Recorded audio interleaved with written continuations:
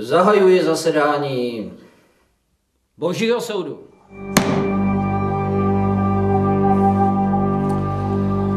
Tak co tady máme? Přestupek první. Já tady. Nevěra.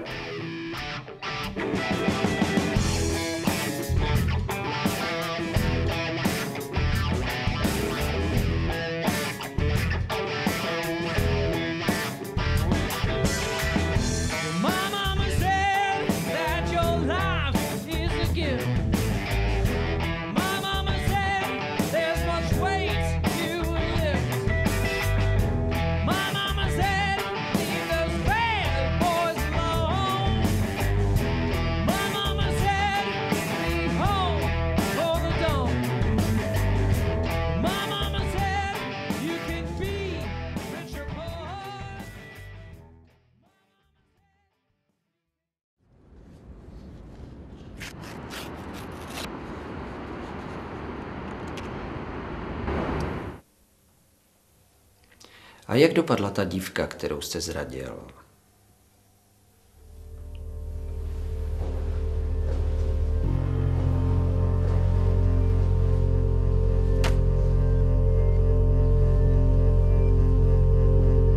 Prosím.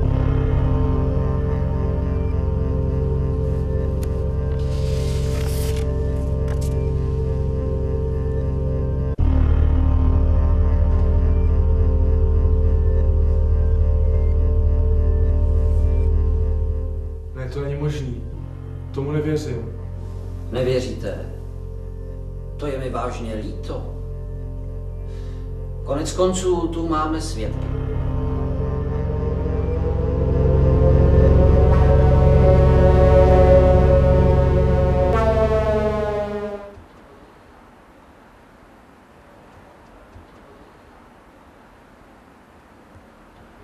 Další přestupek je ve své podstatě přehlédnutelný, ovšem svými dalekosáhlými důsledky se z něho stává smrtelný hřích.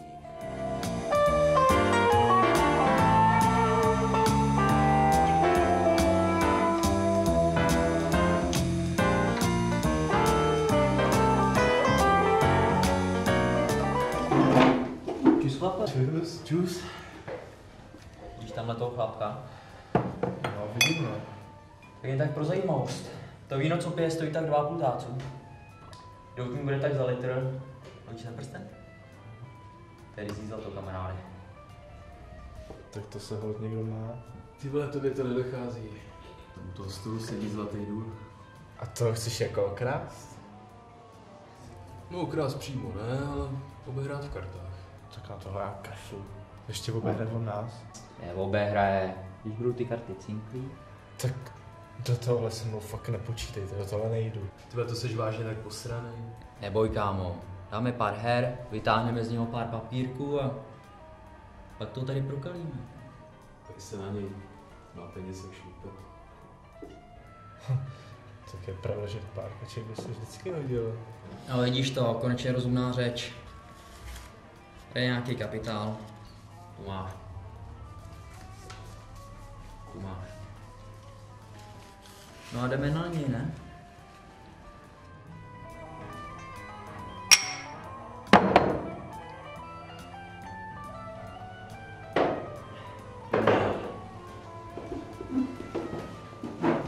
Dobrý den, máte tady volno? Partička pokru? No prosím. Čertovy obrázky. Rozdejte to.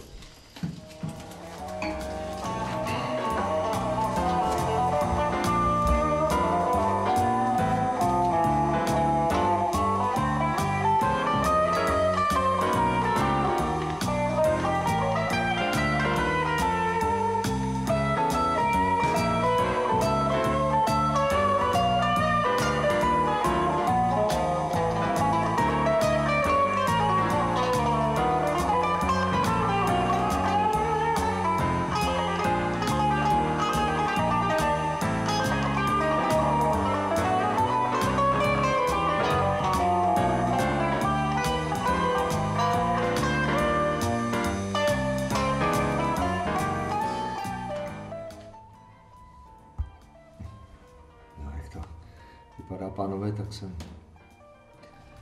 na suchu. Tady je váš účet. Děkuju vám.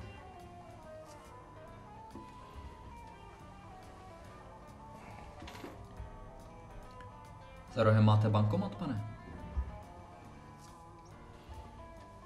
No ano. Já tam dojdu, něco si vyzvednu a třeba se potom karta obrátí. A co nám tu necháte do zástavy? Do zástavy? Já bych nechtěl platit ten účet. No prosím. Je po manželce. Ryzí zlato. My víme.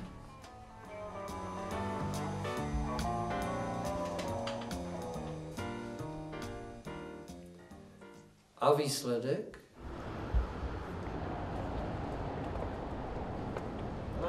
Mladej, pojď sem. Počkej, já ti něco řeknu. Já spěchám, já mám nějaký. Ale já se s tebou ne... No počkej, no tak si zahrám karty, ne? Prdele. A tak to tedy bylo. S prostým podvodem jste důstojného pána přivedl na buben. Zničil jste mu život. Mnohem hodnotnější, než je ten váš. A pokud byste to náhodou zase chtěl zpochybnit, předvolejme svědky. Ale tak to není. Já jsem to tak nechtěl. To oni mě do toho navezli. To oni si zaslouží soudit. Ale no tak. Všichni přece dobře víme, že to byla vaše zkouška. A vy jste neobstál. Je mi líto. Ale nebudeme se zdržovat malichernostmi, přejdeme k dalšímu hříchu. Tady. Tak, to se vám opravdu povedlo. Bravo. Znesvěcení chrámu Páně.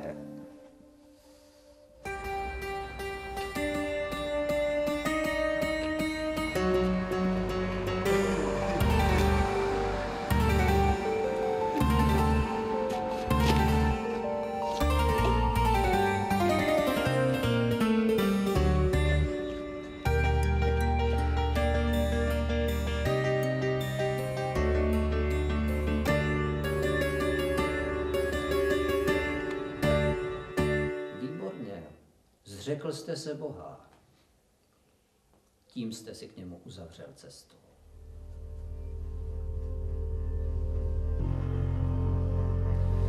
Z moci svěřené mi Bohem odsuzuji vás tímto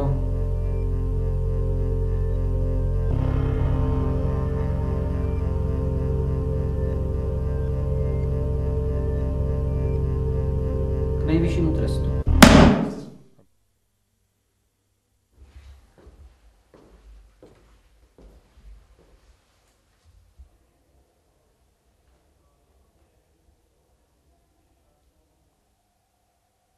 Prosím.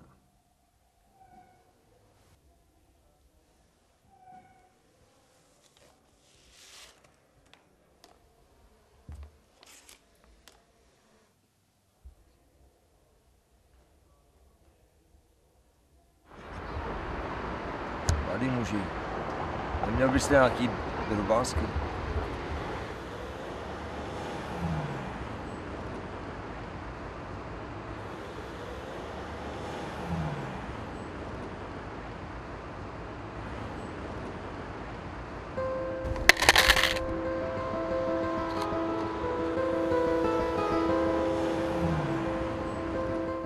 Tohle si přece nezasloužím. Já jsem po maturitě. Chtěl jsem se bavit, užívat si. Nemůžu za to, že se to takhle zvrtlo. A koho to zajímá, co jste chtěl nebo nechtěl? 2 zmařené životy! A tím to zdaleka nekončí. Nebo snad máte někoho, kdo by vám odpustil? Ano, má. Ten kluk si svůj osud nezaslouží. Lituje. Všichni děláme chyby, ale jenom málo kdo si svoje chyby uvědomí a chce je napravit. Všechno se vrátit nedá. Ale na nápravu není nikdy pozdě. On je mladý, má celý život před sebou. Mohl by vykonat ještě spoustu dobrých věcí. Když teď umře, bude to jen další zbytečně zmařený lidský život.